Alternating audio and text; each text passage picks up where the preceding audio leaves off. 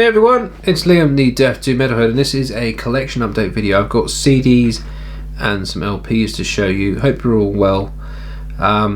Still no change in life around here in the UK. It's full lockdown. But I have a birthday next week, so hopefully I will be getting some new gifts. Obviously I'll get some gifts, but yeah, nothing exciting to really talk about really apart from music. At the moment I've discovered so many new bands already into 2021. There's a good couple of albums I already want to get, and we're only in January, so that's a good start. But these are all a bit of an eBay grab, a few bargains off Discogs, that kind of thing, and a few Amazon price drops that I just couldn't resist. So we'll start with the LPs. There's only 3 to show today. The first one is an album that pays respect to a certain lady. Her name was Aaliyah Starbridge, and she sadly passed away due to cancer a number of years ago. She was a singer in a band called Trees of Eternity, which was like a really melodic, doomy.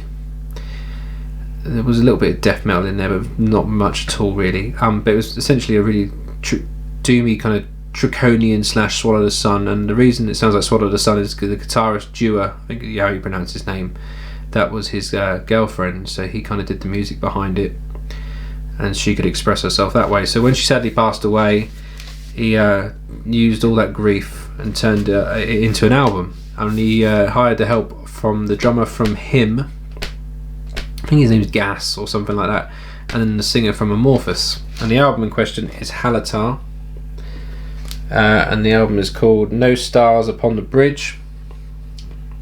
This is a very personal album, and it even features Aaliyah in it with some of her poetry and some spoken word parts. And yeah, it's just a really solid doom album. Very melodic, very personal, very epic. The chap from Amorphous, he does a lot of death growls with a lot of clean singing. You get a mix of everything really. So you could class it as death doom, but I would more say it's a solid doom album. Full gatefold there with a picture of the guys there, if you can see it. And there's a picture of Aaliyah there, all masked up. But yeah, it's just a solid album. If you really like melancholic doom, this is essential. And the reason I wanted to pick this up for absolutely ages, and then on Amazon, just one weekend it just dropped right down in price, so it kind of just dropped, just bought it there and then. So really happy to finally have a copy of that. And then the next one, I ordered this before Christmas, at least the end of November, and it took absolutely ages to get here. Another Amazon where it just kind of, I put it on my want list, forgot all about it. If you're like me, my want list on Amazon's in the hundreds, it's ridiculous. And I like to kind of order it where the cheapest show first, and you can use an app called Camel, which will notify you if a price drops. And this dropped to the point where it was ridiculously cheap, and I've never ever seen it this cheap before, and probably never will. And this is the band Hooded Menace. I guess you could call this an album, and it is only 4 tracks, so I'm not sure if this is an EP or an album, but it's called Darkness Drips Forth. Came out in 2015 through Relapse, and I absolutely love Hooded Menace, as you probably already know if you watched my videos before. Finished death doom, very heavy on the doom aspect, with the really guttural vocals, horror themes, and they sound like no one else. Hooded Menace have their own style, and they are a classic death doom band, so you have to have it in your collection if you're a fan of the genre. And yeah, just black wax, nothing fancy. There's the tracks on the back there, but I was really happy because this is really hard to find at a decent price. I'm assuming this came from Germany because it said Dutch Post on the thing on Amazon, but it took well over 2 months to get here. But it arrived. I mean, ironically, I put a complaint in to say can I have a full refund, because Amazon just emailed me that day to say, do you want a refund? I was like, yeah, I'll give up. And then that morning I got home from work, it was there. Which has happened to me before with Earache when I ordered Bolt Throw albums. I complained because I waited over a month for them to arrive. They never did. And I finally got my refund, and then they turned up that morning. So I gave them their money back because I'm an honest person to a point. So yeah, Hooded Menace. And then this one was again another Amazon buy. Really cheap, dropped ridiculously amounts. Put it on my want list. This came out last year, and Never really liked the early work from this band. It was a bit too full on for me. With this album, the production on it is really, really good, and it kind of makes the album more accessible for me anyway. That is the UK funeral doom band Atavist with their album from last year, Absolution. I believe this is their third full length. This is an amazing album. Like, there's only 4 tracks, so 1 track per side, double LP, and it's just solid funeral doom. But what makes it really cool is the production on it makes everything stand out, so it's not really murky and horrible. The vocals carry well, like it's just banshee kind of screaming, death growls. I believe Chris, the singer for Winter Phillip, is the frontman for this band and the main songwriter, I believe. So you've got Winter Phillip kind of sounds in here. And yeah, funeral doom has become one of those genres now where I've got my head around it. The same as black metal. This last couple of years, my brain's just gone extreme metal. Yep, I'm all in. The only thing I don't like is kind of like the porno grind and all slam stuff. I couldn't give a fuck about that. But this kind of stuff, really, really cool to listen to on vinyl. And this is a clear wax, both sides. And it deals with depression. I mean, each track is, one's called Loss, one's called Struggle, Self-Realization, and then Absolution. And it came out through Candlelight last year, like I said. So if you haven't heard this, go check it out, because it's a very good album. It's got the black metal elements in there, just because of the nature of the band Chris is in. But it's very chunky. I believe they are recording or remastering the old album, so I'll be happy to check them out again, because when I last listened to this band, the production on it just kind of put me off. It was a bit too full on, but now, you know, I really enjoy it now. I've listened to that at least 4 times since I had it. So now, CDs. These are all eBay grabs. Just random dodgy nights in, bored, you go on eBay and you end up spending a fortune on bids. You probably won't win them, and a lot of them I didn't, but these ones I all did, and I forgot about some of these. So I showed a Satryicon album a little while ago for a video. I can't remember what the video was about, and I was like, oh yeah, the other album I really liked was Age of Nero. I used to listen to that loads on MP3. I was like, why do I not own a physical copy of that? So I looked on Discogs, and it was a bit too pricey for me. And I was talking to a guy on Instagram called Red, who watches my videos now and again, and he was talking about it, and I was like, you know, I'm going to bid on that on eBay. And I literally loaded it up on eBay, and there was one ending in half an hour here in the UK. So I won a copy of, this is a digipack version with the bonus disc. I got this for like £4, something like that. And then he said to me, I was like, oh, I'd have given you my copy if you didn't win it. I was like, oh, thank you. Really kind. But you know, I'm happy to buy it. And the guy who I bought it off on eBay, he left a really nice note saying, thank you for giving us a good home. So that was quite cool. But this came out through Roadrunner in 2008, I believe. And yeah, it kind of follows on from the Now Diabolical album, which I really liked and also own. This one's got tracks I really like The Sign of the Trident. It's just full on double kick, heavy. Commando, Last Man Standing, you know, really heavy. You know, there's not many of these albums I like, and I believe this year they are putting out the older albums, like the really obscure is it Dark Medieval Time, something like that. So I'm probably going to hopefully pick a copy of that up, because that would be really cool to have. So that's Satryicon. Losing my voice. Right, this next one is another one, random buy. Never heard of the band before, but they were a UK death metal band, and I believe they split up in 2007. No, I'm talking out my arse. 2017, I think. Anyway, this album came out in 2011. Apparently, this is their first ever full length. They were based in Reading, and that is, if you can see without the glare, Ancient Ascendant. So it's kind of like death metal, bit of melody in there.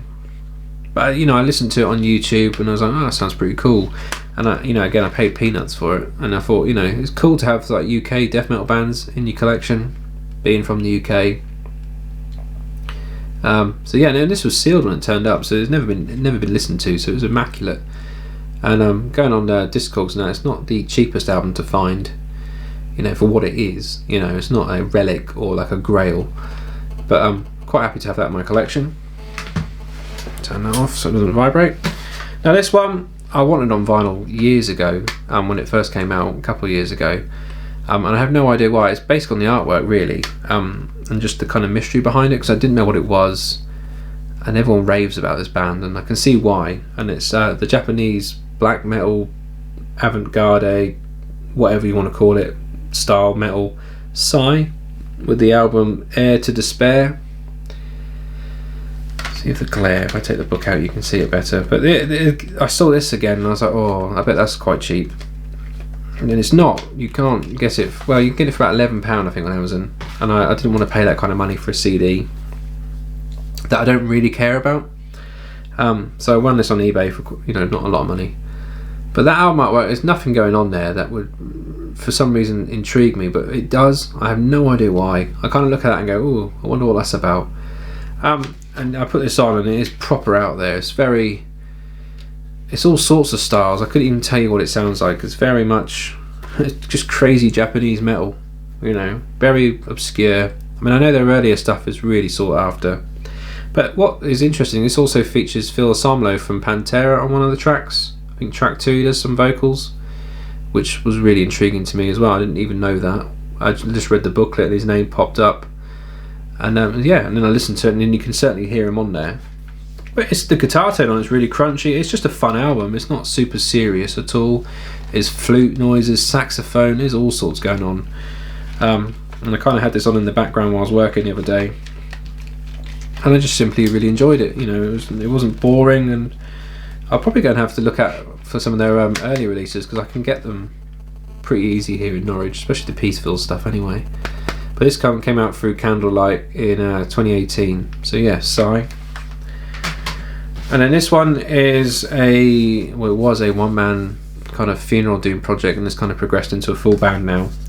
They're based out of I think it's Poland and Sweden and places like that. They kind of merged together, and that is the band Suffer Yourself with the album. This is their debut, Inner Sanctum, and this is essentially sounds like esoteric. It was also, I believe, mixed and mastered by Greg, who's the lead singer and mastermind of Esoteric, and on the last track he's also featured on the lyrics as well. I got this through Aesthetic Death Records, which I always seem to frequent when I'm bored, which is a nightmare for my wallet, because there's always stuff I want, or doom wise and black metal wise. They have everything on that site. Stu has literally loads of gems on there at very good prices. So yeah, Suffer Yourself. I was well chuffed to pick up a copy of this, because they've got an LP that I want to get.